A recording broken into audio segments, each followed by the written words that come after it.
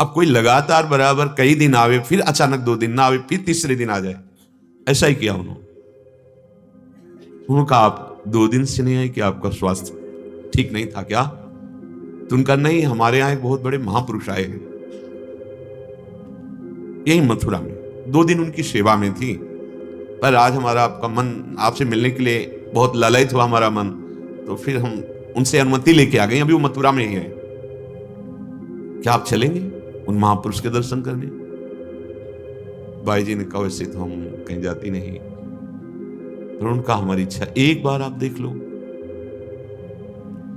अगर भगवान की प्रेमी महात्मा का दर्शन करने की बात करें तो ज्यादा हट भी नहीं कर सकती, पर हम ज्यादा समय रुक नहीं सकती कि हम 2-4 घंटे रुके, क्योंकि हमारी अष्टयाम सेवा है राधा वल्लभ लाल की दिनचर्या। बस चलिए और एक झांकी कीजिए और आ जाइए। सरल चित्त, वो छली कपटी हृदय को क्या जाने, उनका सरल चित्त है तो सब विश्वास दृढ़ होता है भक्तों का, जो बोलो वो विश्वास कर लेते हैं, बहुत सरल चित्त। पहुंची तो महल में, तो उनका यहाँ संत, उनका संतों के लिए क्या है, महल में के चाहे झोपड़ी में, यहाँ उनको आदर से रखा गया इसलिए वो यहाँ है। हाँ ये भी बात ठीक है, बहुत प्रवीण। अंदर गई, सुई बाहर से दरवाजा लगा, अब उनको समझ में आया कि मेरे साथ छल हो रहा है। शाम ने देखा वो उनका भांजा सम्राट अकबर का, उस पर दृष्टि गई वो कामाशक्त, अब एकदम सहम गई कि ये क्या। वो आगे बढ़ा, उनका सावधान, कदम आगे नहीं, आप मुझे अनाथ न समझ ले, नाथ अनाथ अनहित समर्थ मोहन श्री राधा, जो आत्मसमर्पण किए हुए, ऐसा कैसे हो सकता है, अमंगल कैसे हो सकता है? पर वो कहां राजमद से मतवाला वो आगे, क्योंकि अब वहां कोई शासक नहीं कि दूसरा कोई रोक दे, बस आंख मूंदी, श्री हरिवन श्री हरिवन श्री हरिवन श्री हरिवन, बाई जी गए और वहां बड़ा भयानक सिंह गर्जना, वो मूर्छित होकर गिर गए, लघुशंका कर दी, सामने एक बार बबर से। देख लो, सुकुमार तत्व की उपासना है, पर वही तत्व है जो नरसिंह अवतार धारण करता है, वही तत्व है जो अपने भक्तों के लिए विविध रूप धारण कर लेता है, कोई दूसरा थोड़ी है, वही है। भ्रम भूलो भटकत कर, भ्रम में न भूलो कि बहुत सुकुमार तत्व हैं हमारे प्रभु, वही है जो अनंत ब्रह्मांडों के महाबल हैं। ऐसा मूर्छित होकर के गिरा कि होश ही नहीं है। बाई जी अपनी कुटिया में आंख खोली तो देखा वृंदावन कुटिया, कर तुम अकर तुम अन्यथा कर तुम, सर्व समर्थ प्रियालाल के उपासना में मगन उनको कोई, जहां राधा वहां बाधा कोई छू सके। अब होश आया तो बार बार वही सिंह की दहाड़, वही चीखा चिल्लाया, सैनिक जनों ने दरवाजा देखा, बस उसके दिमाग में वही भय, वही बार बार वो विकल। अपने जो शासक जन उनकी, उनसे पूछा कोई उपाय करो, नहीं मेरे प्राण निकल जाएंगे, बार बार मुझे सिंह दिखाई दे रहा है, उसकी दहाड़, ऐसा लगता है मेरे ऊपर आक्रमण कर रहा है, बहुत छाती जल रही, अब बचा लो। तो उनका महाराज बहुत बड़ा अपराध बन गया, वो महाभागवत है जिनके प्रति आपने काम भाव किया, अगर आप बचना चाहते तो उन्हीं के चरणों में चलो तो बच सकते, दूसरा कोई उपाय नहीं। वहां से लाया गया, बाई जी अपनी कुटिया में थी, कुटिया के बाहर इस साष्टांग दंडवत करके लौट गया, कहा मेरी रक्षा करो, मैं नहीं समझ पाया, मेरे से गलती हो गई। बाई जी बाहर निकली और कहा राधा राधा राधा राधा वल्लभ लाल की जय, भैया आप पवित्र भाव रखो, जाओ भगवान तुम्हारा मंगल करे। कैसा है, करत जे अनशयन निंदक तीनों पे अनुग्रह कियो। हमारी महारानी जी के चरणों का जो चिंतन करते हैं उनका हृदय इतना मृदुल होता है, क्योंकि हमारी महारानी जी का स्वभाव है, वही स्वभाव उतरता है शरणागतों पे। जाओ भाई भगवान तुम्हारा मंगल करें। कभी बहुत से रत्न और भेंट लाया था गंगाबाई यमुनाबाई जी, नहीं ये मुझे नहीं चाहिए, ये तो आप किसी की सेवा में लगा, हम तो ब्रजवासियों की टूक और राधा वल्लभ लाल की जूठन से जीते हैं, ये ले जाओ, इसकी जरूरत नहीं। तो उसको समझ में आया कि क्या है ये हमारा बाहरी रूप, ये जो बनाने का भाव है कि हम ऐसे, ये हम सबसे प्रार्थना करते हैं ऐसी कोई गलती न करना कि उपासना ही भ्रष्ट हो जाए।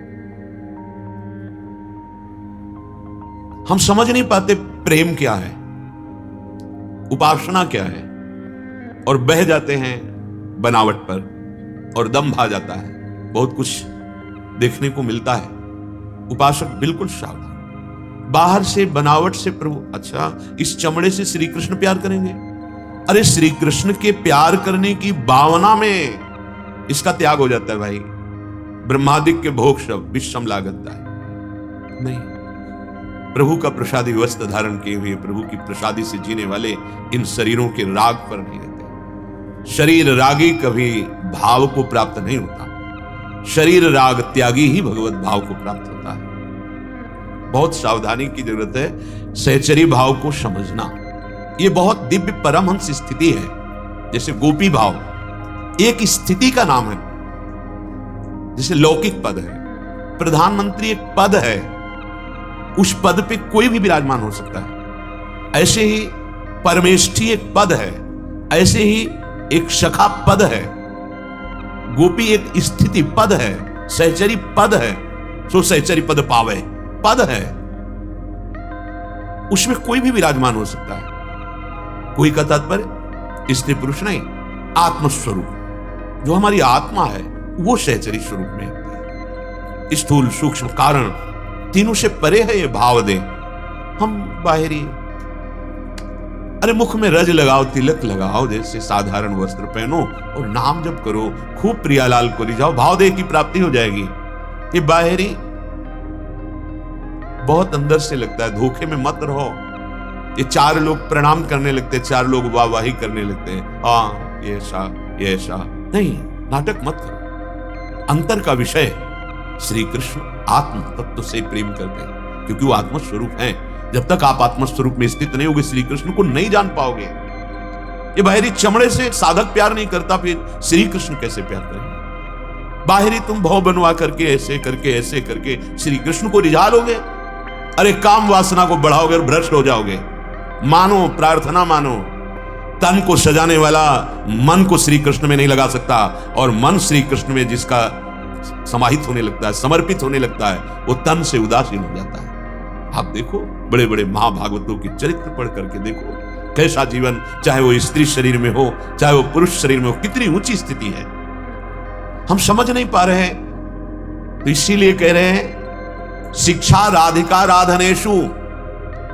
जो श्री राधा किशोरी जी के चरणों की आराधना में तत्पर हैं, उन्हीं महापुरुषों से शिक्षा ग्रहण करें। पहले ये लिखा सेयम दीक्षा उच्च भावैर व्रतेषु, उत्तम भाव का व्रत धारण करे, सर्वोत्तम भाव सहचरी भाव, दीक्षा ग्रहण कर। बड़े भाग्य की बात है, यहां किसी को बुलाया नहीं जाता, श्री जी आकर्षित कर रहे। आप आए, आप श्रवण किए, आप श्री जी की शरणागति स्वीकार किए, बहुत जन्मों के सुकृत, बहुत जन्मों का पुण्य फलीभूत हो गया, लाडली जी की कृपा हो गई। अब व्रतेषु, व्रत ही केवल नहीं लिखा, व्रतेषु माने बहुत से व्रत। क्या बहुत से व्रत? व्रतों की दीक्षा क्या है? एकमात्र श्याम श्यामा के अनन्य मन से, वचन से, कर्म से, इन्हीं का नाम, इन्हीं का रूप, इन्हीं की लीला, इन्हीं की सेवा, इन्हीं का चिंतन, इन्हीं का भरोसा, इन्हीं का आशीष, इन्हीं का बल, इन्हीं का विश्वास, एकमात्र यह व्रतेषु। उच्च भावैर व्रतेषु, उच्च भावैर व्रतेषु सेयम शिक्षा राधिका राधनेषु। केवल शिक्षा ग्रहण करनी है श्री किशोरी किशोर की आराधना में, जिनका चित्त डूबा हुआ है, ऐसे महापुरुषों से, बाहरी नहीं, बाहरी नहीं। बहुत सावधानी की बात करें, बड़ी चूक हो जाती जब हम बाहर, अरे बाहर क्या, यहां से ब्रह्मलोक तक कहीं भी आसक्ति नहीं होनी चाहिए। इस शरीर की क्या बात है? अब उपासना की मूल भाव को समझते नहीं बहुत। अब उनको शब्दों में हम कैसे व्यक्त करें? नाटक नौटंकी नहीं, उपहास मत करो आप श्री कृष्ण का, उपहास मत करो भक्ति का, दम्भ नाटक मत करो। यहां चूड़िया पहने से, ये तुम्हारी भौं बनाने से, तुम्हारे बाहरी श्रृंगार से वो सच्चिदानंद रीझ जाएगा। अरे जहां रीझा है तो देख लो, रीझा है रज लगाने वालों से, और चिल्ला चिल्ला कर श्री कृष्ण के प्रति जो एकांत में रो रहे हैं। ऐसे नौटंकी नहीं भाई, उपासना नाटक मत करो, दम्भ मत फैलाओ, भक्ति को पाखंड मत बनाओ। ये एकांतिक विषय है। बाहर से तन को ढक लिया केवल, और अंदर से सच्चिदानंद स्वरूप में स्थित, ये मार्ग है बाहरी। कैसे? इसलिए मौन हो जाते हैं ऐसे लोगों के सामने। क्या बोलेंगे तो उसको अपमान लगेगा, क्योंकि वो देह भाव में स्थित है। अरे इसी का नाश करना है, देह भाव का नाश करना है। हमें इस रूप में जो फंस गए हैं, इससे हटना है, तब स्वरूप में पहुंचेंगे। और स्वरूप से श्री कृष्ण की प्राप्ति होती है। वो स्वरूप होता है सखा भाव, वो स्वरूप होता है गोपी। गोपी कोई स्त्री है, सहचरी कोई स्त्री है, सखा कोई पुरुष है। समझना होगा। खिलवाड़ समझ लिया गया भक्ति को, खिलवाड़। जहां निषेध किया गया उनके संग हो, तुम भाव को प्राप्त होगे नहीं। सिद्धांत को समझो, कच्चाई रखने पर सच्चाई की प्राप्ति नहीं हो पाती। दिखाई देता है कच्चाई, इसलिए सावधानी हम सबसे कहते हैं, होश में। यह भक्ति का तात्पर्य हृदय का परिवर्तन, भक्ति का तात्पर्य चिंतन का परिवर्तन, भक्ति का तात्पर्य है त्रिभुवन का त्याग। त्रिभुवन का, त्रिभुवन त्रमसम लागे है, त्रिभुवन त्रमसम लागे है। भाई जी महाराज महाभाव स्थिति के महापुरुष हैं। धोती कुर्ता चश्मा, महाभाव श्री कृष्ण चंद्रजू अधीन है। पूज्य राधा बाबा महाभाव स्थित। कैसे? महाजनों गतिन से महान भाव में स्थित है श्री कृष्ण के प्रति। कैसा श्रृंगार है राधा बाबा का। जब पीछे चरित्र चला, वो दिव्य नव किशोरी स्वरूप, और श्री कृष्ण आते हैं, श्री कृष्ण का श्रृंगार करते हैं और हृदय से नहीं लगाते, तो बहुत तड़पन है। तो भाई जी जो भाव दे में जो आते, क्यों तड़पती हैं? चल मैं तुझे ले चल रही हूं ऐसी जगह कि श्री कृष्ण देखते ही तेरे को हृदय से लगा ले। लाडली जी के समय भाव दे। ये सब अंदर की बात, बाहर नहीं। बाहर तो देखो बाबा एक सन्यासी, बाहर देखो भाई जी एक गृहस्थ वेश में। इन महापुरुषों ने नहीं जाना क्या? ये महापुरुष नहीं सजा सकते थे क्या? और एक ब्रजमंडल भरा पड़ा है ऐसे सिद्ध महापुरुषों से, पूर्व से लेकर, जो गोपी भाव, सहचरी भाव, एक से एक भाव को स्वयं महाप्रभु हरिवंश चंद्रजू हित सजनी का स्वरूप है। कैसे विराजमान है? उनके अनुयायी शरणागत जन, एक से एक सिद्ध महापुरुष, सहचरी भाव। कैसे? हम जहां महापुरुष चले उसी मार्ग से चलेंगे तो एक नया स्वरूप, एक नया नाटक। बिल्कुल नहीं, बहुत दूर हो जाओगे श्री कृष्ण से और प्रवृत्तियां व्यभिचार में उतर जाएंगी। शरीर रागी कभी अनुरागी हो सकता है। अरे शुद्ध नहीं रहती शरीर की भाई। अगर सहचरी भाव की प्राप्ति की बात कह रहे तो महाप्रभु कह रहे कैसे प्राप्त होगा? बोले थे बचन मिथुन मुख निसरत, सुनि सुनि देह दसाकिन। रात दिन चतुरासी जी का गायन करो, रात दिन चतुरासी जी के चिंतन में, निज मंत्र के चिंतन में, तब जाकर के उनकी कृपा से वृंदावन का दिव्य प्रादुर्भाव हृदय में और अपने स्वरूप का अनुभव प्रियाजू के समीप सेवा करते हुए अपनी किशोरी मातमानम की में सुकुमारी नुकले, वो स्वरूप। भाई इसको भूलना है। ये गोपी नहीं है, ये सखा नहीं है, ये पंचभूतों से मिला हुआ केवल भगवत प्राप्ति के लिए इसकी मान्यता है। ये किसी काम का नहीं। मृत है, मृत जीते जी मृत है यदि इसमें भाव नहीं है। जीवित सौ समान ते प्राणी, ये कोई पवित्र चीज है? इससे राग रहित होना है भाई। सत्संग, शास्त्र स्वाध्याय, भजन मार्ग, ये राग रहित होने के लिए, राग बढ़ाने के लिए नहीं है। ये व्यर्थ का कोई चिंतन न करे कि इसके सजाने से, इसके दुलार से प्रभु की प्राप्ति हो जाती। नहीं भाई, हाँ इसको इसलिए सुरक्षित रख रहे हैं कि जैसे श्री जी का सेवा पात्र अन्य है, ऐसे ये भी सेवा पात्र है, बस राग रहित होकर के। शिक्षाम राधिका आराधनेषु, हम इसके आराधन में लगे। अरे हमारी आराधना, हमारा श्रृंगार का विषय स्वामिनी जो है, हमें उनके श्रृंगार की चिंतन में या प्रगट सेवा में। इसकी कौन? रज लगा लो, तिलक लगा लो, हाँ वस्त्रों से शरीर ढक लो जैसे प्रभु दे दे। इसके लिए हमें श्रृंगार, इस शरीर को, इसको सजना, ये राग पूर्वक बहुत हानिकारक हो जाएगा भाव दे की प्राप्ति में। और बिना भाव दे के कैसे श्री जी का, कैसे प्रभु का? अरे आंसुओं को चुरा कर रखो, श्री कृष्ण इन्हीं में बिक जाते हैं। असलियत में यदि उनके लिए रोना आ गया, पर देखो किनको रोना आया है?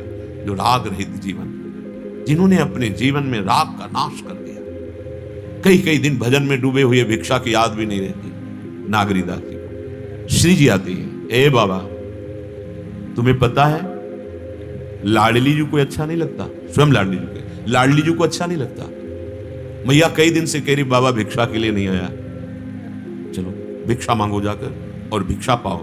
ये लाडली जी को अच्छा नहीं। एक लंगोटी पहनते हैं, रात दिन भजन में डूबे हैं, तब सहचरी भाव को तब दिखाई दे रहा है। वे मृद चिबुक प्रलोई प्रबोधत तू भामिनी कर शुभ कर।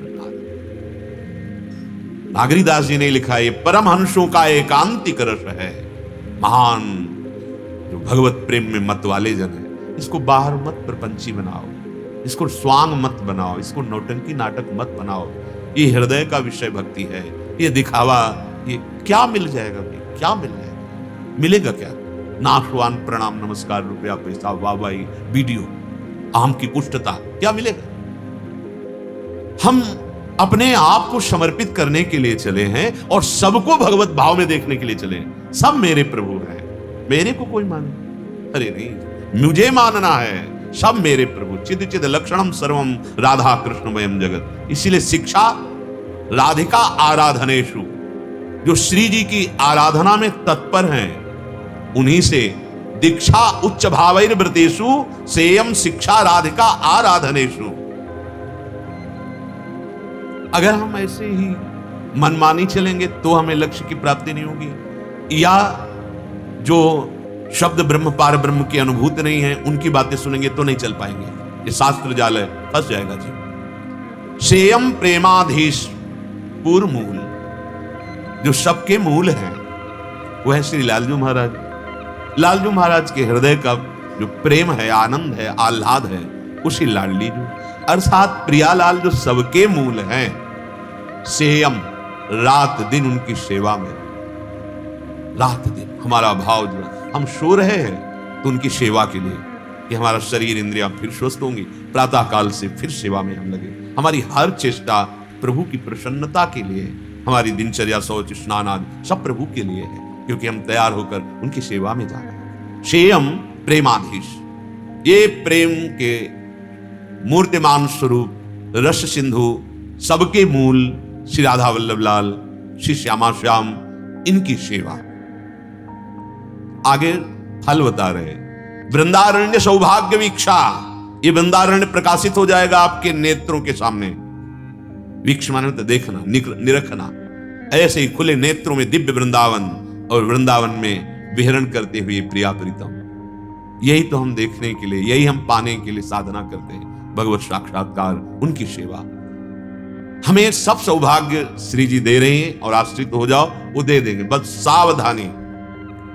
जैसी आज्ञा हो वैसे चलना चाहिए, मनमानी बिल्कुल नहीं करना चाहिए। अध्यात्म में जहां हम थोड़ी भी मनमानी करते हैं तो ये वही मन है जो हमें बहुत जन्मों से प्रभु से विमुख रखा है, बहुत जन्मों से। आज जाकर हमें समझ पाए हैं, तो मन को गुरुदेव की वाणी के अनुसार, मन को शास्त्र के अनुसार चलाना सीखें। हम मन के अनुसार ना चलें। श्री हरिराम व्यास जी कह रहे हैं, निष्काम हुए जो श्याम ही गावहु। ए भगवत मार्ग है, नहीं खान पान ते भावे है, नहीं कोमल वसन सुहावे। कैसे कैसे नाटक शुरू हो रहे हैं भगवत कृपा से वंचित करने वाले। तब लगता है तुम जीवन को नष्ट कर रहे हो। नहीं, बहुत सावधान, बहुत सावधान। जिस सुख के लिए, जिस मान के लिए, जिस धन के लिए, जिस यश के लिए तुम ये नाटक पे उतर रहे हो, वो इससे नहीं मिलेगा। ये 4 दिन की बात है, क्योंकि जब तक इंद्रियां और मन हमारे अधीन नहीं है, ऐसे आचरण करा देंगे साहब, मिट्टी में मिल जाएगा। हम यदि वास्तविक प्रभु का आश्रय ले लें तो सब हो जाएगा और चाह नहीं रहेगी। उससे बड़ा कौन धनी होगा जिसकी श्री कृष्ण है, जो एक पलक झपकते अनंत ब्रह्मांडों की रचना कर दी। वो मेरे प्रभु हैं, इससे बड़ा धनी कौन होगा? वो मेरे प्रभु। ये तृष्णा भोगों की, मान सम्मान, ईर्ष्या, पता नहीं कैसे ये हृदय में हम बर्दाश्त करते हैं। अरे निकालो, यही श्री कृष्ण से नहीं मिलने दे रही, और इसी की निकालने के लिए उपासना है। देखो, कुछ बातें ऐसी होती जो सोचने मात्र से ठीक हो जाती है। आप सोच ठीक करो अपनी, जैसा सोचोगे वैसा बन जाओगे, जैसा बनना है वैसा सोचो। एक योगी लालजी महाराज थे, गंगा के किनारे, उन्होंने ये उपदेश किया था। बाल योगी थे, बड़े ही योग में प्रवीण अवस्था को प्राप्त थे। वो जब मिले, जैसा सोचोगे वैसा बन जाओगे, जैसा बनना है वैसा सोचना प्रारंभ कर दो। चिंता नहीं करनी, हर विकार दूर हो जाएगा, पर हम सोचे तो कि हमारा मार्ग क्या है, हमारा लक्ष्य क्या है। निष्काम हुए जो श्याम ही गावहु। यदि हम प्रभु का यश गान करने लगे, नाम कीर्तन करने लगे, और हमारे हृदय में थोड़ी निष्कामता आ जाए, तो अभी सुख मिलने लगे, जिससे सुख कहते हैं वास्तविक। पर हमारे अंदर इतनी तृष्णा बढ़ी हुई है भोगों की, वासनाएं बढ़ी हुई कि निष्कामता शब्द से ही परिचय नहीं। कहीं भी जाएं हम सकामता लेकर, कहीं भी कुछ करें सकामता लेकर, मतलब कामना के बिना तो हमारा कुछ होता ही नहीं। तो कामना यदि प्रभु की तरफ लग जाए तो इसी को निष्काम कहते हैं। जैसे मेरा खूब भजन बने, मैं अच्छे आचरण से चलूं, मेरे हर कर्म से प्रभु प्रसन्न होवें, और मेरे जीवन का ऐसा स्वरूप बने कि सबको सुख पहुंचाऊं और अंतिम समय प्रभु को प्राप्त हो जाऊं।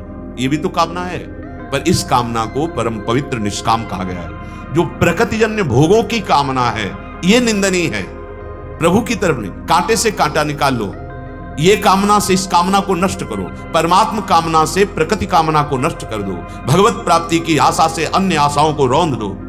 प्रभु के सुख का बल लेकर हृदय में संसारिक भोगों के बल का, जो हमें इतना अधीन किए हुए हैं, देखो ना भोगों का बल, बार बार समझाने और समझने पर भी हम उनकी गुलामी नहीं छोड़ पा रहे हैं। निष्काम हुए जो श्याम ही गाओ। आप न जानत कहीं न मानत, अजहू गुरहिन करत असैलो।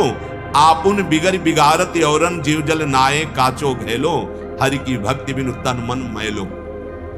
आप तो जानते नहीं कौन सा विशुद्ध भक्ति का मार्ग है, और यदि गुरुदेव समझाते हैं तो उनके विरुद्ध हो जाते हैं। बड़ा ये विचित्र, एक झल्लाहट सी एक ऐसे नहीं, आपकी बात नहीं मान। देखो, संतों का अधिकार आपके द्वारा देने पर है।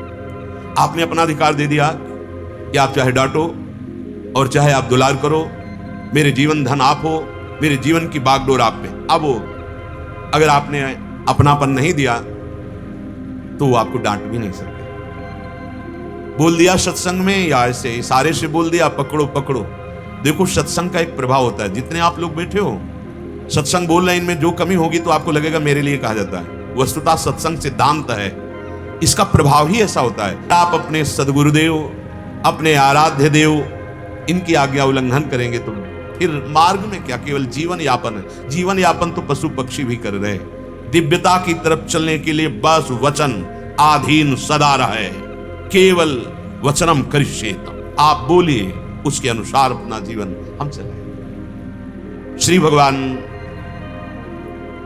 अर्जुन जी को कहते हैं, जो मोह रूपी दलदल से पार हो गया और जो शास्त्र जाल से पार हो गया, उसे परमात्मा साक्षात्कार हो जाता है। अर्जुन जी ने प्रश्न किया, जिसे परमात्मा साक्षात्कार हो जाता है उसके क्या लक्षण है? भगवान ने कहा, कोई भी कामना उसके हृदय में नहीं रह जाती, वो परम संतोष को प्राप्त हो जाता है। वो आत्मना तुष्ट, वो अपने आत्मस्वरूप में ही संतुष्ट रहता है, जो सिद्ध पुरुष होता है, जिसे भगवत प्राप्ति होती। बाहरी किसी विषय या किसी अन्य आश्रय रहता ही, कामना रही थी। जैसे प्रहलाद जी से भगवान करे वरदान मांगो, तो भगवद आज्ञा का भी पालन करना पड़ेगा। तो आप प्रभु मुझे ये वरदान दीजिए कि मेरे हृदय में कोई मांगने की चाह ही ना रह जाए। ये नहीं कहा प्रभु मेरे अंदर कोई कामना नहीं, क्या मांगो?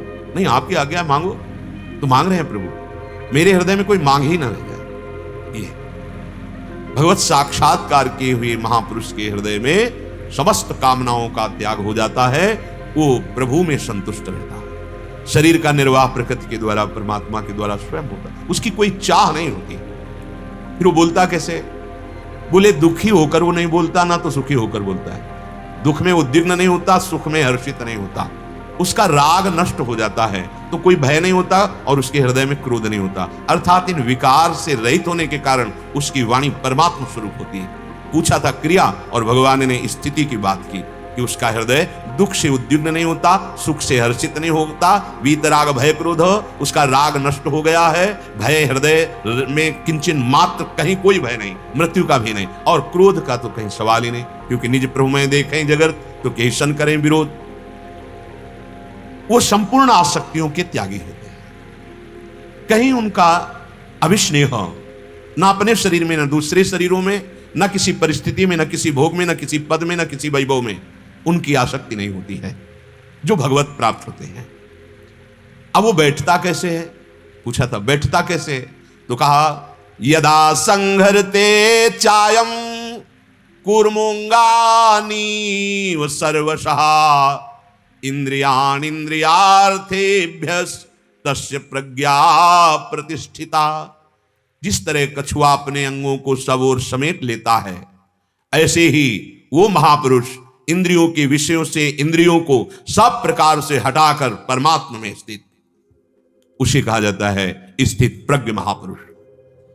भगवान ने यहां कछुए का दृष्टांत दिया। कछुआ जब चलता है तो उसके 6 अंग दिखते हैं, 4 पैर, पूंछ, एक और मस्तक। परंतु जब वो अपने अंगों को छिपाता है तो केवल उसका कवच दिखाई देता है, बड़ा मजबूत होता है। ऐसे ही स्थित प्रज्ञ 5 ज्ञानेंद्रियां और 1 मन, ये 6 जो मना कष्टान इंद्रियाणी प्रकृति स्थानि करशति, इन 6 को प्रकृति से हटाकर परमात्मा में स्थित कर चुका है। किंचन मात्र इंद्रियां या मन प्रकृति में नहीं, किंचन मात्र नहीं, एकमात्र परमात्मा में अंतर्मुख स्थित प्रज्ञ कोई भी विषय चाहे ब्रह्मलोक तक का हो, उसकी इंद्रियों में हलचल नहीं पैदा कर सकता। कितनी ऊंची स्थिति। क्या भगवान की वाणी को हम पढ़ते नहीं, उसका मनन नहीं करते, व्यर्थ में अहंकार को पुष्ट करते हैं। ब्रह्मलोक तक का कोई भी भोग उस भगवत प्राप्त महापुरुष की इंद्रियों में चंचलता नहीं पैदा कर सकता। यत्तदोर नित्य संबंध एकमात्र प्रभु के संबंध में स्थित रहते। इंद्रियों को अपने अपने विषयों से सर्वथा हटाकर स्वतः सिद्ध अपने स्वरूप में स्थित महापुरुष, कोई काल भी उसे अधीन नहीं कर सकता। वो किसी फल में आसक्त नहीं हो सकता। कैसी भगवत प्राप्ति की उच्च अवस्था है। उसके हृदय में किंचन मात्र प्रभु के सिवा नहीं। अब जिसके हृदय में प्रभु के सिवा सब प्रपंच भरा, कैसे उसे जान पाएगा। जैसे आकाश में सूर्य उदय हुए हैं पर आंख हमारी बंद, हम सो रहे हैं, तो जब आंख खुलेगी तभी तो पता चलेगा। सूर्य तो उदय हो चुके, कृपा तो आपके ऊपर हो चुकी, अमोघ कृपा है। सत्संग मिला, आपको परमार्थ का पता चल रहा है, किसे कहते हैं परमार्थ, पर आप आंख मूंदे हुए हैं। जब आंख खुलोगे तभी पता चलेगा। कहीं ऐसा ना हो कि सूर्यास्त हो जाए फिर आंख खुले तुम्हारी, तो अंधेरे में ही सोए थे, अंधेरा ही रह जाएगा। बहुत बढ़िया अवसर है, मान लीजिए। जब बहुत प्रियता होती तब कहा जाता है मान लीजिए। हर प्रश्न का उत्तर देने के बाद भगवान ने बहुत जोर की बात कही, सर्वधर्मान परित्यज्य मामेकम। ये बहुत बड़ी बात होती है। बहुत प्यार जब उदय होता है तब कहा श्री भगवान का अर्जुन जी के प्रति बहुत प्यार। हम आंख बंद किए हुए हैं, कितना कृपा हमारे ऊपर है।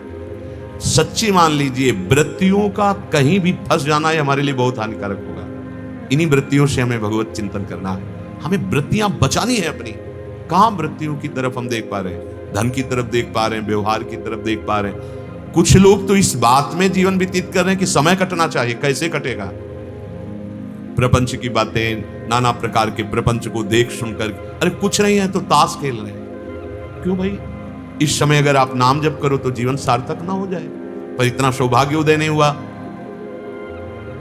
सूर्य कभी अस्त नहीं होते, ये हमारी आंखों से अस्त होते हैं। जैसे बड़े पहाड़ हैं वो उधर ऐसे, उनका एक, हम क्या समझते हैं कि हमारी आंखों से उजल हो गए तो हमारी आंखों में प्रभु नहीं दिखाई दे रहे तो प्रभु नहीं है क्या?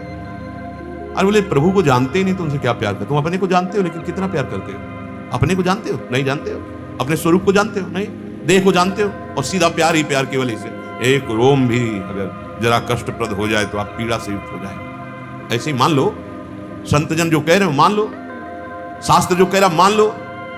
सूर्य तो है ही, तुम्हारी आंखें नहीं देख पा रही, प्रभु तो है ही, उनके सिवा कोई नहीं है। ये जो नानात्व दिखाई दे रहा है ये भी प्रभु है।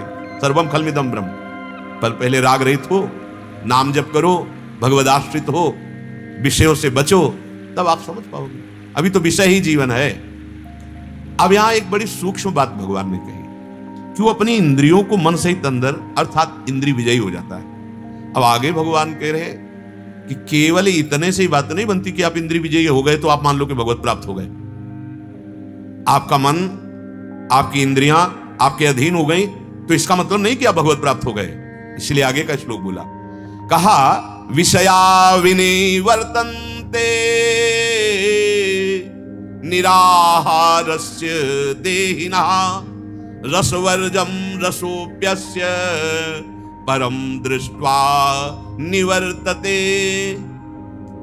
मान लो आपने निराहार इंद्रियों को उनका विषय नहीं दे रहे और आप अपने को मान ले कि मैं इंद्रिय विजयी हो गया हूं, विषय सेवन नहीं करता, तो विषय तो निवृत्त तो दिखाई दे रहा है, लेकिन विषय के प्रति रस बुद्धि इसकी निवृत्ति हुई? यदि नहीं तो हाथ कुछ नहीं लगा।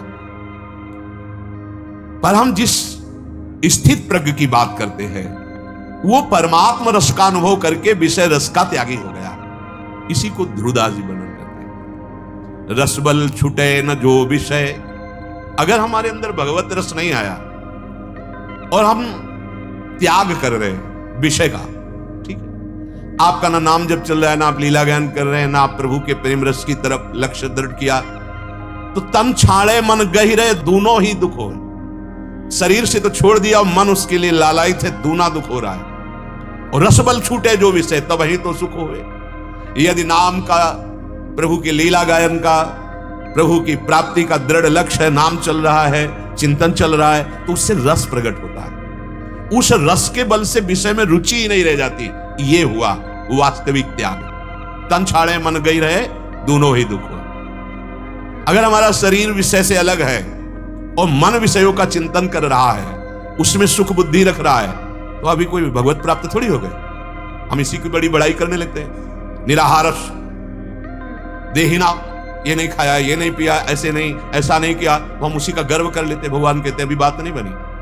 बात बनेगी परमात्मा रस की स्थिति में, जब इनके प्रति कोई महत्व ही ना रह जाए।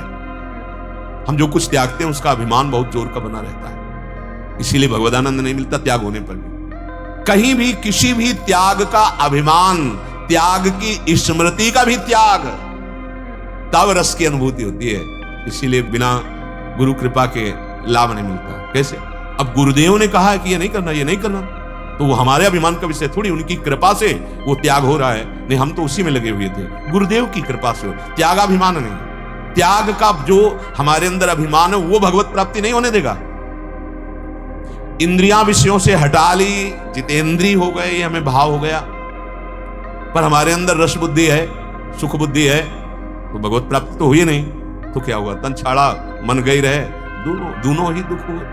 भगवान यहां जो कह रहे हैं कि वो अपने 5 ज्ञानेंद्रियों, कर्मेंद्रियों को समेट लेता है, जैसे कछुआ, तो समेटने का मतलब वो प्रभु में स्थित कर देता है, परमात्मा में स्थित कर देता है। अगर परमात्मा स्थिति नहीं है तो निराहारस से होने पर अपना ही हम यश चाहेंगे, अपने ही प्रशंसा में। बड़ा विचित्र खेल है। हम लोग दास हैं, हमें वाणी से प्रभु का यश गाना है, कानों से प्रभु का यश सुनना है, जय जयकार प्रभु की करनी है, अपनी नहीं करनी। हमने ये किया, हमने ये किया, हमारा ये, और कृपा करके इतने इतने मोटे वो पकड़ाते हैं कि देख लो इसमें सब हमारी फोटो बनी है और लिखा हुआ है कौन कौन से हमें इनाम मिले हैं, क्या क्या। भैया कहां कहां दिशा बदल गई, आप कहां? ये मार्ग है जिस मार्ग को केवल आप अनुभूतियों के द्वारा देखकर चल सकते हो। दूसरा कोई संसारी पुरुष हमें किसी पद से सम्मानित करे तो वो देह और गुण का है, वो परमार्थ का नहीं, क्योंकि परमार्थ का परमार्थिक ही जानता है और वहां कोई सम्मान नहीं होता। एक बार पूज्यपाद उड़िया बाबा किसी महापुरुष के यहां गए, उनका स्वभाव था 18 घंटे पद्मासन पर स्थित। जितने आश्रम में संत थे वो सब बहुत ही, मतलब इतनी उच्च कोटि, 18 घंटे 18 मिनट बैठ के देखना कैसा लगता है। यहाँ की नस नाड़ियां टूटने लगती हैं, वो कोई अभ्यासी ही। तो जो उनके गुरु जी थे उनका क्या हुआ, ये क्या हुआ, कैसे हल्के हृदय के हो, प्रशंसा करने लगे? बिल्कुल नहीं, 18 घंटे बैठना कोई बड़ी बात होता है। बाबा मुस्कुरा दिए। परमार्थिक कभी प्रशंसा नहीं कर सकता, कभी नहीं कर सकता, और गुरुजन तो कर ही नहीं सकते। अगर कर दे तो रोना एकांत में कि कोई अपराध बन गया आज जो हमारी प्रशंसा हो। जहां से हमें शासन मिलना चाहिए वहां से हमें छूट मिल रही, इसका मतलब अपनेपन में कमी है। कभी गुरुदेव प्रशंसा नहीं, वाह भाई वाह, कितना आप ऐसा, मतलब अपराध बन गया, कोई हमसे गलती हो गई। प्रार्थना करनी चाहिए, भगवान क्या गलती हो गई हमसे, ये दंड क्यों दिया जा रहा है? हमारी प्रशंसा का मतलब हमें दंड दिया जा रहा है, यह है परमार्थ काम है। आपका चिंतन क्या बन रहा है? मैं 10 साल से फलाहारी हूं, इसका जल्दी रोटी पालो और इस अभिमान को चूर करो, और राधा राधा राधा राधा राधा राधा। चिंतन अन्य नहीं, अन्य वस्तु का मद नहीं, आगे बढ़ो बिल्कुल सहज स्वभाव, सरल भाव, जैसे प्रभु हमें रख रहे वैसे। बस फल मिला तो आज फल पा के रहे, कल हलवा मिला तो हलवा पा के रहे, परसों नहीं कुछ मिला तो भूख पा के रहे। ये अध्यात्म की परमार्थ पति। गृहस्थी में जैसे प्रभु जो रूखा सूखा दिए, भोग लगाया, जय जयकार की, पाया, कर्तव्य कर्म कर रहे हैं, नाम जप कर रहे हैं। अभिमान किसी विषय का नहीं आना चाहिए। रसोप्यस्य परम दृष्ट्वा निवर्तते, जो परमात्मा में स्थित हो गया है उसकी रस बुद्धि त्रिभुवन से हट जाती है। त्रिभुवन तृण लागे, रस बुद्धि खत्म, क्योंकि वास्तविक रस का परिचय मिल गया। रस की ही मूर्ति दो ये रसिक लाडली लाल, अब परिचय मिला रसमय हरिवंश परम परमाक्षर। रस स्वरूप हरिवंश और रस स्वरूप वृंदावन, रस स्वरूप श्यामा श्याम, तो हमारा भी स्वरूप रसमय है। अब विषयों की तरफ आकर्षण, रस बुद्धि नहीं रह गई। रसोप्यस्य, रस बुद्धि जब तक कहीं है, रस बुद्धि सुख बुद्धि। अरे बहुत दुर्लभ भगवत प्राप्ति इसीलिए कही जाती है कि बहुत ही घुमाव से माया फंसा लेती है। चले परमार्थ की तरफ, एक कदम नहीं देख पा रहे कि हम परमार्थ की तरफ चल रहे कि वापस लौट रहे हैं। जब हम घर से निकले तो हमारा लक्ष्य क्या था? भगवत प्राप्ति। हम का तात्पर्य समस्त वैरागी। जब आप सत्संग के लिए कदम निकाले तो आपका लक्ष्य क्या था? साधु संग करने जा रहे हैं, इसका मतलब भगवत मार्ग को जानने जा रहे हैं, भगवत प्राप्ति के लिए जा रहे हैं, निष्पाप होकर परम पवित्र होकर महासुख प्राप्ति के लिए जा रहे हैं। फिर परिवर्तन क्यों नहीं हो रहा? विचार करो। रस बुद्धि कहीं है, कहीं सुख बुद्धि है? नहीं तो जो भी घर से निकलता है भगवत प्राप्ति का ही लक्ष्य। हमें तो ये लगता है साधु मार्ग का मतलब क्या है? जब कोई साधु बनने के लिए निकलता है तो उसका लक्ष्य क्या होता है? भगवत प्राप्ति। अगर और कोई लक्ष्य तो साधु हो ही नहीं सकता। जिसका भगवत प्राप्ति लक्ष्य है वही साधुता धारण कर सकता है। साधुता बहुत बड़ी वस्तु है। रसोप्यस्य, रस बुद्धि साधक की कहीं भी नहीं होनी चाहिए, एकमात्र आराध्य देव में। अगर ये रस बुद्धि है तो राग है, राग है तो भोग है, फिर वहीं पहुंच गए। निष्कामता ही राग का नाश है। निष्कामता जब तक भगवत रस का अनुभव नहीं होगा तब तक कैसे आएगी निष्कामता? बिल्कुल कुछ अच्छा नहीं लगता। आप भजन करके तो देखो, भजन बढ़ाओ, एक ऐसी स्थिति आ जाती, कुछ अभी कोई अवस्था नहीं है विषय त्याग की। हम देखते हैं नहीं चाहिए हमें विषय सुख, तो हृदय में बहुत आनंद का अनुभव होता है कि देखो सत्संग का प्रभाव, कि इस समय तो इसको बावरा होना चाहिए भोगों में, विषय में, पर साधक कहता नहीं, कोई सुख की आकांक्षा नहीं। बहुत बड़ी बात है, बहुत बड़ी उपलब्धि है। यही तो हमें भगवत प्राप्ति नहीं होने देता। भोगों में सुख बुद्धि, उसकी सुख बुद्धि नष्ट हो जाए, वो परमात्मा में स्थित माना जाता है। बाहरी सब कुछ है, सुख बुद्धि भोगों में है, भले नहीं भोग रहे तो अभी परमात्मा प्राप्ति की स्थिति नहीं है। श्री भगवान कह रहे हैं जैसे जैसे हम प्रभु की आराधना में लगते हैं तो हमें जो रस मिलता है उसी रस बल से विषय रस का नाश होता है। ज्यों ज्यों प्रभु के नाम में रस, प्रभु के रूप में रस, प्रभु की लीला में, प्रभु के धाम में, त्यों त्यों जितना ब्रह्मा का रचा हुआ मायाकृत खेल है, ये सब ऐसे लगने लगता है जैसे बचपन में हम जिन खिलौनों को खेल रहे थे और जब बड़े हुए तो उन्हीं खिलौनों को देख के हंसी नहीं आती।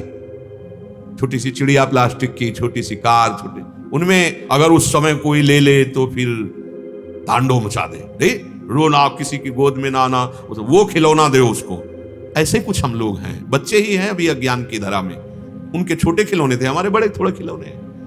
लेकिन जब आप ज्ञान में जगोगे तो वैसे ही आपको हंसी आएगी जैसे आप अब सयाने अपने को मानकर उन छोटे खिलौनों को देख करके, अगर माँ घटना बतावे कि इसके लिए तू हमें भी झिड़क रहा था और इतना फैल कर रो रहा था, राजी नहीं हो, तो हंसी आएगी कि उस समय बच्चे थे ना।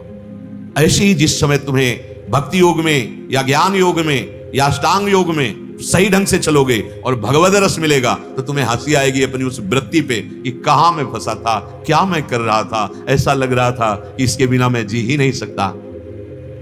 जैसे रुपए में रस आने लगे तो कुछ भी आप नहीं देखेंगे कि धर्म है कि अधर्म है, क्या सब में अपनी अपनी रस वृत्ति है।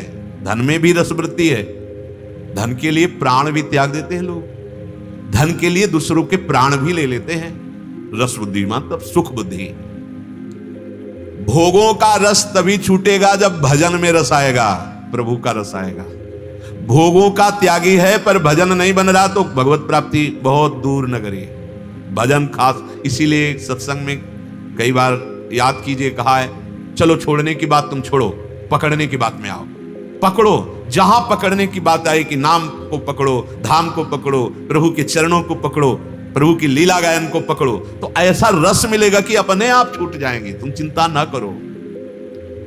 साधना में जब रस मिलने लगता है तो भोगों का रस अपने आप छूट जाता है। कैसे लगने लगते हैं भोग? बोले जैसे बमन। कैसे त्याग होने का अभिमान नहीं होता? बोले जैसे मल त्याग का। ऐसे संपूर्ण लोगों का त्यागी होना चाहिए। त्यागी कैसा? मलवत त्याग। जैसे मल त्याग के बाद उसके हृदय में कोई अभिमान नहीं रहता, वो उसकी कोई चर्चा नहीं करता कि हमने ऐसे मलवत संसार का त्यागी हो। और वमनवत, भोगों से घृणा हो। वमनवत जैसे कोई उल्टी करके ऐसे तो ऐसे ना हो, नहीं, ये बात सूक्ष्मता की। ये तभी आएगी जब साधना में रस मिलने लगेगा, नाम जब भगवत, बड़ा उत्साह बढ़ता है, बड़ा उत्साह बढ़ता है। अभी थोड़ा अपराध हुए हैं, उनका नाश होने दो तो आप फिर देख लेना कैसा भजन का उत्साह।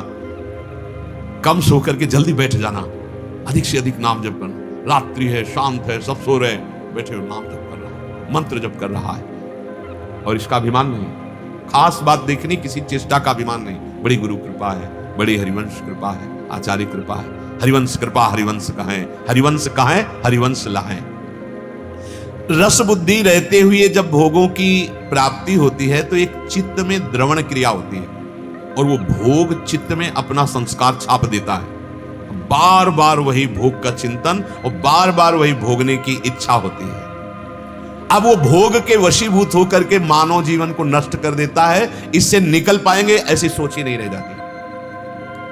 बहुत सावधानी, कुछ नहीं है, कहीं कुछ नहीं है। बस ऐसी आसक्ति है जैसे बच्चा खिलौनों में आसक्त है, ऐसे अज्ञानी जीव भोगों में आसक्त है। जो भजन करके भगवत प्राप्त हो गया है उसके हृदय में किंचन मात्र कोई भोग विकार पैदा ही नहीं कर सकता, क्योंकि उसके भीतर वृत्ति ही नहीं रह गई है। भगवदाकार ऐसी स्थिति है कि वृत्ति ही नहीं रह गई कि कहीं चली जाए। कैसे? जैसे भैंस के आगे 1 अरब रुपया रख दो, उसके अंदर लोभ वृत्ति पैदा हो जाएगी क्या? बढ़िया उदाहरण दिया। जैसे भैंस खड़ी है और उसको 1 अरब रुपया की भेंट चढ़ाओ, हाथ जोड़ो, क्या फर्क पड़ेगा उसको? साष्टांग प्रणाम करो, 4 परिक्रमा कर, कोई फर्क पड़ेगा? बोले उसकी ना लोभ वृत्ति पैदा होगी और ना मान पैदा होगा। लेकिन वो पशु है, पर वो ज्ञान संपन्न महापुरुष। ऐसे ही आप परिक्रमा कर रहे हैं, उसको प्रणाम कर रहे हैं, उसकी प्रशंसा कर रहे हैं, खूब भेंट चढ़ा रहे हैं। न लोभ प्रवृत्ति जग सकती है, न मान प्रवृत्ति जग सकती है। उदाहरण में दिया कि जिससे आप समझ जाओ। बोले कैसे? जैसे भैंस के आगे या पशु के आगे आपको भेंट, हाँ हरी घास रख दोगे तो उसका मन चरने को हो जाएगा। आप भगवत चर्चा सुनाने लगोगे तो उसकी श्रवणेंद्रिय जाग जाएगी। देखो शनकादि कितने बड़े महापुरुष हैं, पर भगवत चर्चा के बहुत आशिक है। जहां भी भगवत चर्चा, और कहीं ना हो तो आपस में ही चर्चा। भगवान शंकर कैसे भगवत चर्चा के श्रवण के लोभी, कि काकभूषुंड जी की सभा में हंस बनकर श्रवण कर रहे हैं। भगवत चर्चा कथन के लोभी। ये हमारे अंदर कहां है ये व्यसन, कहां ये लोभ? भगवान नाम जप का लोभ, भगवत कथा का लोभ। बहुत सा सुंदर सुंदर सब रूप हैं, क्या कोई पशु तुम्हारे रूप को देखकर लुभायमान होगा? उदाहरण तो बहुत सुंदर सुंदर सब है, तो वो लुभायमान थोड़ी जगह बहुत सुंदर है। कुछ भी संसार का वैभव उस महापुरुष के अंदर कोई भी आकर्षण नहीं पैदा कर पाता। इसे कहते भगवत प्राप्ति। देख लो, ना हर्ष, ना शोक, ना भय, ना राग, ना क्रोध, ना कामना, ना कोई वैभव माया के द्वारा, ब्रह्मा के द्वारा रचा हुआ कोई भी वैभव उस सिद्ध पुरुष के हृदय में हलचल नहीं पैदा कर पाएगा। जैसे हमारे कहीं शरीर में खुजली हो तो हम खुजलाते हैं, उसमें जो सुख का अनुभव होता है, जैसे दाद होता है, बस ऐसे ही सारे इंद्रियों के विषय सेवन के सुख है, खास नहीं। प्रहलाद जी ने भी वर्णन किया है। तत्वज्ञ महापुरुष के चित्त में कोई भी विषय भोग सामने हो रहा है तो उसके हृदय में हलचल नहीं। एक तो विषय भोग रखा हो और एक विषय भोग हो रहा है। जैसे आश्चर्य का विषय है कि शौभरी जी मछली की क्रीड़ा को देखकर तो जो स्थित प्रज्ञ है, भगवत साक्षात्कार किया हुआ महापुरुष, तो सामने भोग क्रियाओं को देखते हुए भी वो ज्यों का त्यों निर्विकार रहेगा, क्योंकि रस बुद्धि का नाश हो चुका है। नाशवान में रस बुद्धि है तो तुम्हें अनुभव हो रहा है कि रस है, वस्तुतः उसमें रस नहीं है। नाश तो विद्यते भाव, है ही नहीं रस। कहां रस है? बोले भोजन में रस है, ठीक है।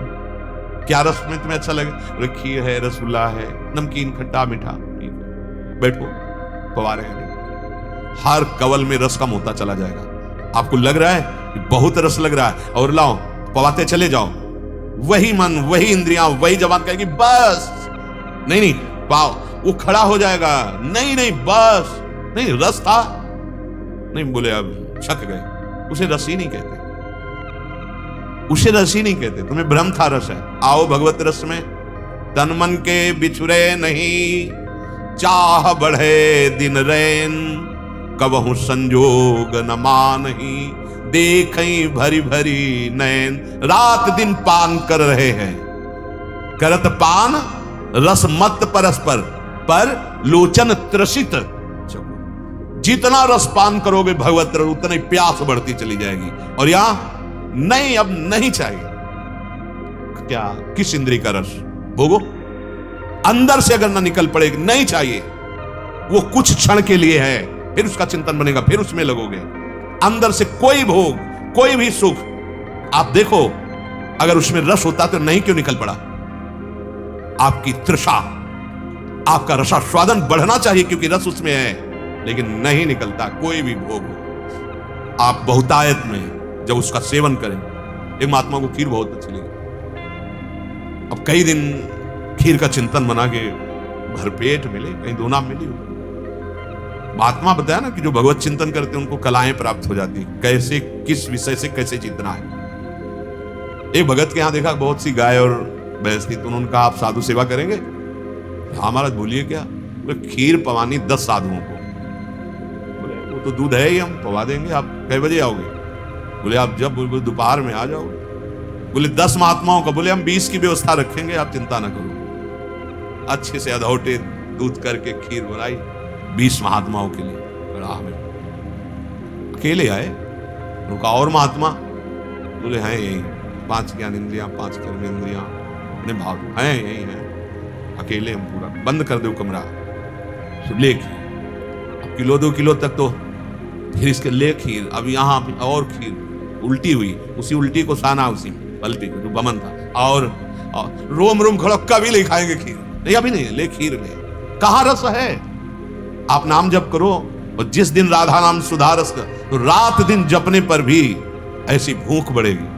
हमारा हृदय नाम रस से, रूप रस से, भगवत रस से जब युक्त हो जाएगा तो त्रिभुवन में कोई विषय आकर्षित नहीं कर पाएगा, और उसी को भगवत साक्षात्कार की स्थिति कहते हैं, जहां किंचन मात्र कोई आकांक्षा, कोई कामना नहीं। यही प्राप्त करने के लिए सत्संग मिला है, मानव जीवन मिला है। कुछ समझ में आवे तो आवे, और ना आवे तो राधा राधा समझ में आ जाए।